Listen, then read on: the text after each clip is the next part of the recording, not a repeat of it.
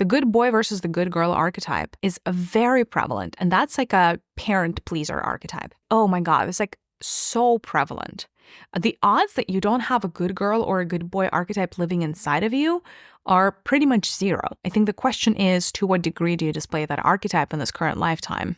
The problem with the good boy or the good girl archetype, because at face value, like, oh, well, what's the problem with that? There is no person inside of that archetype. Let's just take the good girl as an example. The good girl is so hyper-focused on the parent, or both parents sometimes, right? Like that she does not have the time to look within. She does not have the time or the capacity to look within. And by the way, it is actually a great fear to look within and be like, what is it that I want? Because what if what you find out is not what would make your parent happy? Because the last thing the good girl wants is an antagonistic relationship between their desires and the desires of the parent.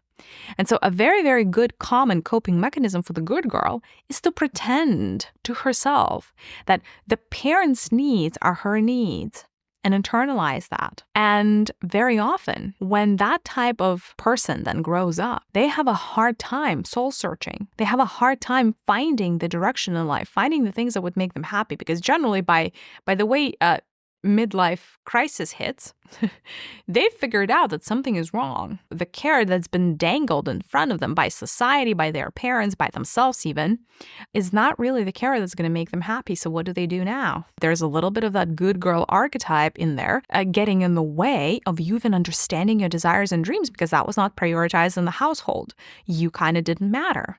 Or rather, you made it okay to, instead of focus within, to focus without. Focus on the parent. And that was a survival skill.